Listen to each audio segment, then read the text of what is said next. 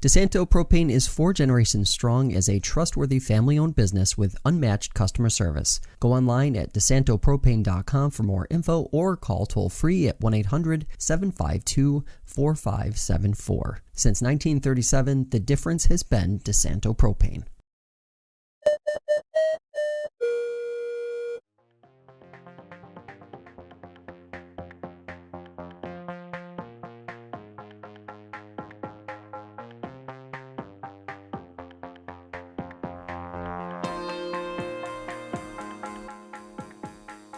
Imagine being 25 years into your career and still among the youngest in New York State to have your job.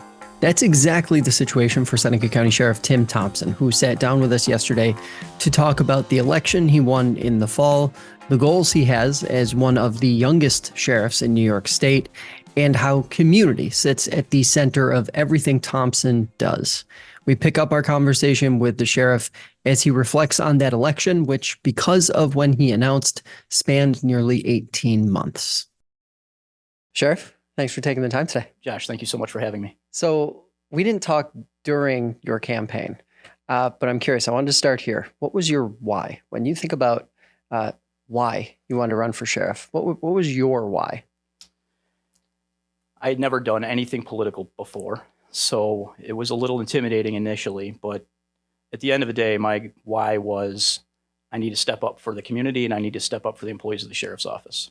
Yeah. And when you look back at that process, we were talking a little bit before we came on here, how it was a long process because of when you announced. When you think about sort of the highlights of that process, what stands out to you? I think the biggest highlights for me was 18 months worth of a campaign. I heard a lot from the community and from employees of the sheriff's office and employees from law enforcement agencies that they were supporting me and excited that I was stepping up into this role. I can't think of one individual thing that really jumps out at me, but I think overall the support specifically from the community was huge for me. And we were also talking about you being one of the younger sheriffs in the state, of course, here in the region too.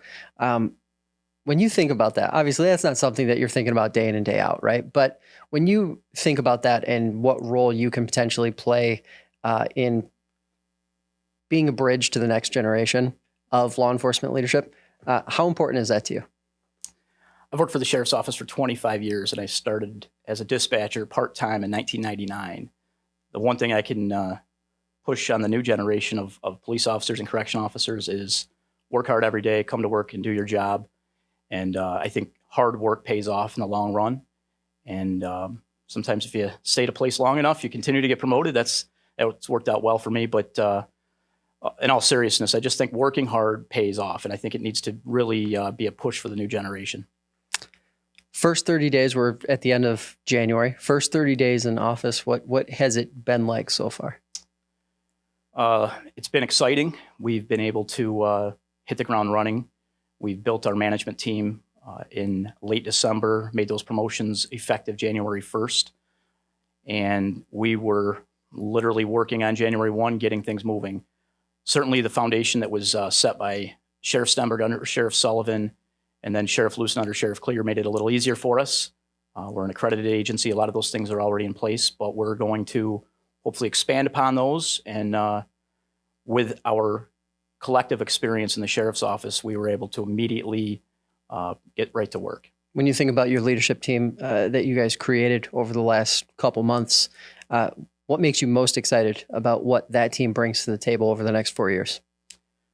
I think every agency, every organization changes a good thing. And some of these folks, I am excited to see them lead their divisions and bring their policing excellence to the table. They've been excellent in their roles, and I only believe that they're going to do even better as leaders. Yeah. 18-month campaign, roughly, continuing to work in the sheriff's office as you did, and then getting elected. How much of a challenge did that pose for you, being able to, keep everything balanced and also fulfill those day-to-day obligations that you obviously had to fulfill in your former role? Yeah, I was just thinking a work-life balance doesn't sound too good right there, but My wife was instrumental, and we have 2 young kids, so we still have things going on with the kids every night. And my mother-in-law was super helpful as well, watching kids when my wife was with me doing things. But it was 100 miles an hour, and when things were at work, that came as a priority to me. I was lieutenant in charge of criminal investigations. That was the priority. And in the downtime, so to speak, I would be on the campaign trail. Melinda Marquardt, the undersheriff now, was a heavy hitter in the campaign as well. So if we couldn't make an event together, one of us would be there and kind of split the workload a little bit. Mm-hmm. When someone asks you what it's like working in law enforcement in a county like Seneca, what do you tell them? I love my job, and I've loved it from day one.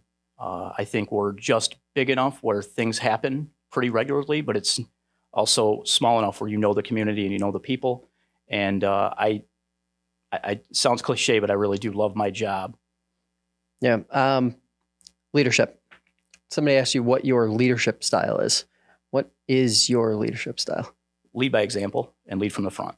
Those are the 2 things that I've tried to push myself to be throughout my career as a sergeant, as lieutenant, now as sheriff.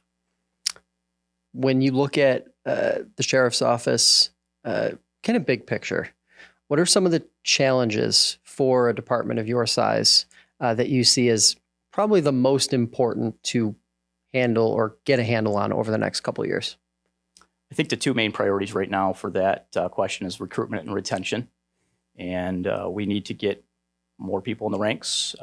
Like we were speaking before going live, we're down some positions in the jail, and we're down only a few on the law enforcement side, but hopefully that's in the long run, we're going to make some drastic improvements. We've already built a recruitment team.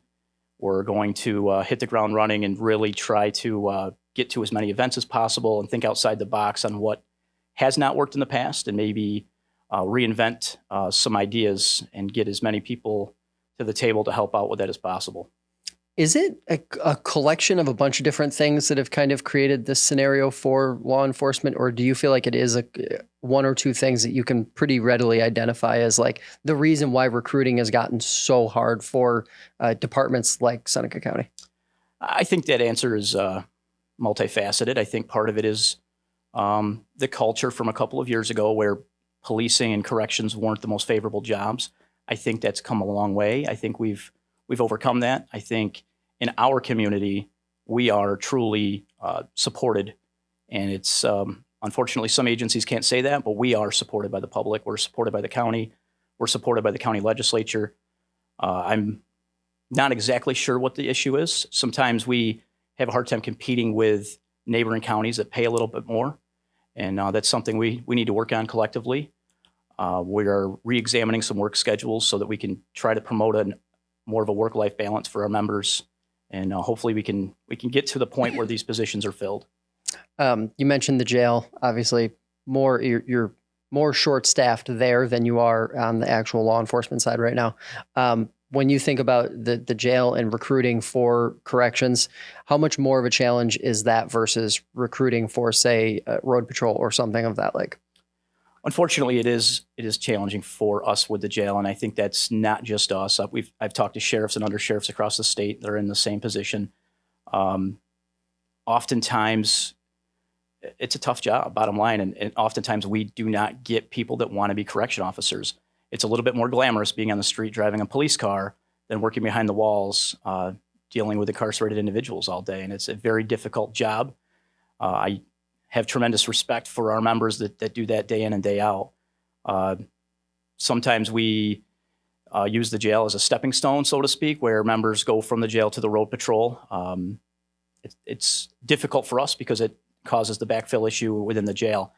But at the end of the day, I think we need to focus on making it a more positive work environment for them, and hopefully we can get those ranks filled.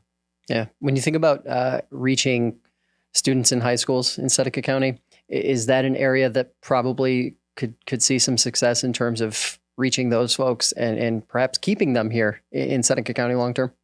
Yeah, that age group is coming to take civil service tests in the near future, so we definitely need to reach them. There's an upcoming event in Geneva that we're going to have our recruitment team at, and if anyone out there wants to be a police officer or correction officer, I strongly suggest at least take the test and get on the list. Yeah. Whenever we're having conversations with folks in law enforcement and the recruiting and the retention topic comes up, we inevitably end up talking about mental health and wellness of officers because of that, the work-life balance that you described, but also because of how taxing the work is day in and day out. You've done this for a long time, 25 years. It's a long time to be in any line of work. When you think about officers' well-being, mental health, their overall wellness, what comes to mind as like major priorities so that your team, your complete team, can maintain its strength and not get burned out, not be dealing with some of the challenges that come along with the mental health side effect of working in law enforcement? Throughout my career, I think it's come a long way. We initially ignored it and said, you're just being a wimp and get back to work. And then we've certainly identified that that's not the way to do things. And we need to make sure that our members are safe and are healthy. We've had some tragedy within our department over the years, and that's the last thing that I ever want to deal with, and I want our members to deal with. So it is collectively, it's all of our responsibility within the sheriff's office to make sure each other is okay. We deal with tragedy every day. We deal with tough things, and everybody's different. So we are implementing a wellness program. We're planning on doing a lot of different things. Sheriff Lucid implemented a wellness app that we're going to enhance and start rolling out to all the employees. We definitely need to take care of each other. This is a tough jobs that we do, and burnout and substance abuse and divorce rates, those are all issues that we have to pay attention to. Yeah. What's worked for you? When you think about your own experience in career in law enforcement, what's worked for you to be able to keep yourself in a healthy headspace and just stay upbeat overall about doing this work every day? Well, I think my family certainly keeps me busy. I have a 3-year-old and a now 8-year-old that keep me very busy. So I think when I'm not working, I'm able to decompress a little bit with them. But for me personally, yard work and exercise and home improvement things have always seemed to work for me. Yeah. For the folks who don't work in law enforcement or don't have friends or family that work in law enforcement, it might seem very easy to just go home, just say, well, just go home and don't think about work. How much more challenging is it in law enforcement to not take work home with you than it is, say, your average 9-to-5 job? It's definitely difficult. When you see tragedy, especially involving kids, or just the death and despair that sometimes police officers have to deal with, it's definitely tough. You take it home. You can't turn off your brain sometimes. I've been able to sometimes separate that, but not always. And I think we need to push our officers to seek help if they need help. There's a lot of services out there now, and it's not the old days of just brushing it under the carpet. We want to get help for our officers. Yeah. I want to talk about some of the quote unquote state issues that have boiled or that have become headlines over the last few years. Bail reform obviously has come and gone, and we've kind of seen the effects of that. It seems to be from the outside, there's a lot of frustration with, quote unquote, catch and release, or folks who are arrested and then released and then rearrested again. From your perspective in law enforcement, what are some of the things that lawmakers could be paying attention to potentially make your job easier, make your deputies' jobs easier, and to perhaps see less of that sort of rinse and repeat that we see happening right now? I've seen how we did things 20 years ago when I first came on the road patrol, and we didn't have the repeat offenders that we're doing now. It definitely is a frustrating way of policing when people are issued appearance tickets and they're right back out, and they're almost brazen about it, that they know they're not going to be incarcerated, even in the short term for arraignment purposes or otherwise. I think bail reform there needed to be some changes to it at one point, but I think we did go a little too far. And I think at this point, I am thankful that the state legislature and the governor are in support of some changes. They've made some more offenses bailable. And I do believe that criminal justice is always going to be a work in progress. There's going to have to be tweaks all the time. I just think for bail reform, we need to get more stakeholders to the table. That includes law enforcement, and we need to listen to everybody at that table.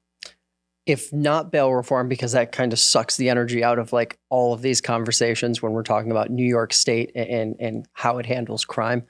When you set that one aside and you think about maybe one or two other things that the state could do to potentially make the work you guys do day in and day out easier or more effective, what comes to mind? I'm a little concerned about our juvenile justice issue at this point. They have now done the raise the age legislation where 17 and 16-year-olds are not necessarily held as adults. And I can understand some of the logic, but unfortunately, 16 and 17-year-olds do commit some serious crimes at times. And I think we need to rethink how we're handling them within the criminal justice system. Yeah. Is it frustrating?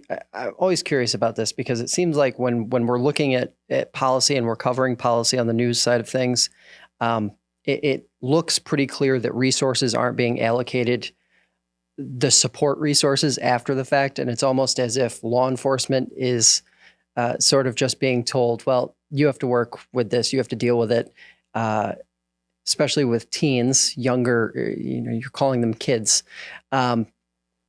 You can't try them as adults, but there aren't enough services to actually support them. So it's almost like it looks from the outside like it's creating this cycle. How frustrating is that for your guys who are working in this every day, trying to get through that and process that, given that you're probably also seeing a lot of repeat offenses among that age group too? Mm-hmm. Well, historically, correction officers and police officers adapt and overcome. And I think that's what's happening now. We're adapting and we're overcoming and we're getting through it one way or the other. But I do agree with you. Sometimes the resources aren't there. And whether it's more positions, whether it's funding, whatever the case may be, sometimes we do have to figure it out and get it done. And that's what's happening right now. I think we do need to rethink how that looks in the future as far as making sure that resources are there to be successful. A lot of talk about different approaches. One of the frequent criticisms I hear from younger people who are maybe thinking about a career in law enforcement is the diversity of calls that a police officer may have to respond to. In the course of 6 hours, you probably could be put in a half dozen different really unique situations. So my question on that front is, when you think about what policing looks like in another 5 or 10 years, do you think we're going to see a scenario where police officers aren't forced to respond to as many different types of events and we start to cycle this thing inward a little bit? I think it's headed in that direction now, specifically with mental health. Seneca County now has a crisis team 24 hours a day. And although police will certainly be called there for a violent situation, the crisis team can intervene on the front end of that quite frequently. And I do believe that's where it's headed. And the more we can avoid potential encounters with the police, it may have some more positive outcomes. We've had tremendous success with that program, and we have a great relationship with Seneca County Mental Health. Yeah. Community relations and SRO program, two things that across the region we see a lot of attention, a lot of focus on. When you think about those two things, what is a priority for you in your next 4 years? Well, we certainly will continue this school resource officer program. We currently provide one officer to the Romulus Central School and 2 officers to the South Seneca Central School. We'll certainly support any agency that needs help in that regard as well. Part of my campaign was to be community focused, and that's exactly what we're going to do.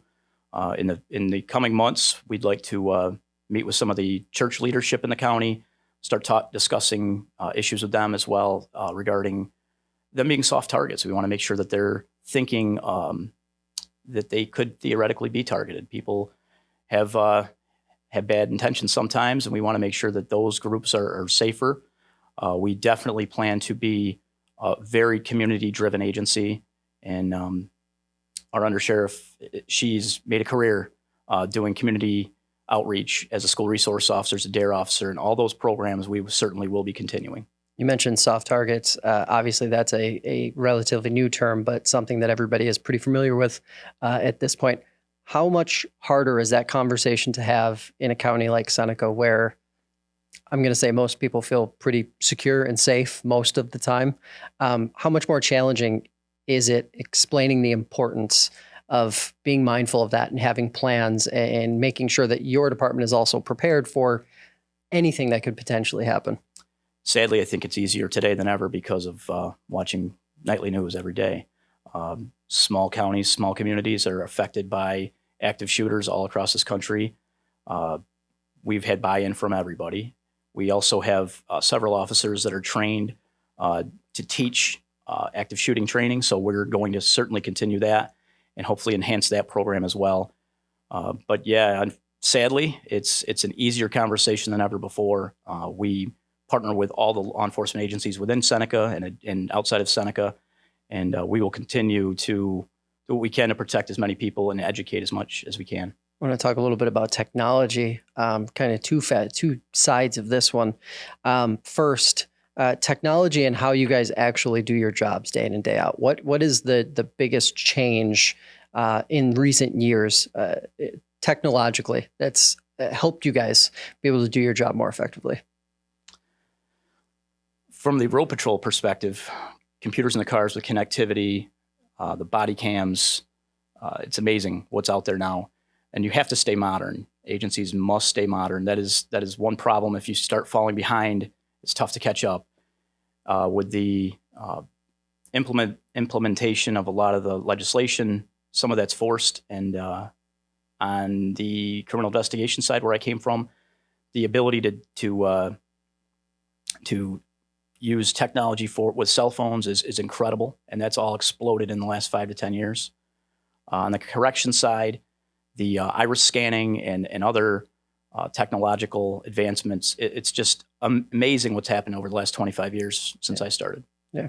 And then the flip side of that, sort of the challenge, I suppose, when you're thinking about cyber crimes, scams, which it seems like every couple of weeks we're getting an announcement from a sheriff's office somewhere in our coverage area saying that, the elderly have been targeted or another group has been targeted. When you think about those things, what stands out to you is it as much of a throw your hands up and what can we really do, or are there really meaningful things now that sheriff's offices like yours can do to nip some of this in the bud before it happens? Public education is first. If it sounds too good to be true, it probably is. That's the first thing we would like to get out to the public. But secondly, the scammers are very good, and they use all kinds of incredible technology on their end to mask their identity. So it can be very difficult for us to track potentially overseas or out of state where these scammers are. With electronic banking, it makes it even more challenging. So we definitely try to do the best we can, and in certain cases can meet the threshold of the FBI and others. But unfortunately, it is so widespread.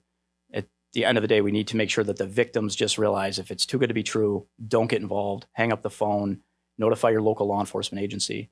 Do not give credit card numbers, bank account numbers, green dot card numbers from Walmart. Just do whatever you can not to be a victim in those cases. A lot of sheriff's offices, and I've talked to a lot of sheriffs and police chiefs who've said Facebook has become one of their most powerful tools when it comes to locating people, locating suspects in various crimes, et cetera. Is that something you foresee your department doing? Or have you heard from your peers in law enforcement that it is a viable way to leverage social media? Coming from the criminal investigation side of the building, I can definitely tell you that social media can be a very strong tool for law enforcement officers. And without giving too many secrets away, we certainly utilize everything we can. Fair enough. Last question for you. Sheriff Thompson, what do you want to be known for when 4 years comes up and we're having this conversation again? What do you want your first 4 years to really be known for? I'm hopeful that we are a community-focused law enforcement agency that the community is proud of. I want them to know when they have a deputy come to their door that they can trust that officer and be very proud of what they pay for, in essence. And the flip side of that, I also want them to know that if one of their loved ones unfortunately ends up in our correctional facility, that they'll be treated with the utmost respect. And I think that the community supports the sheriff's office now, and I just want to enhance that for the future. Sheriff, appreciate the time. Thanks for taking it. Thank you so much.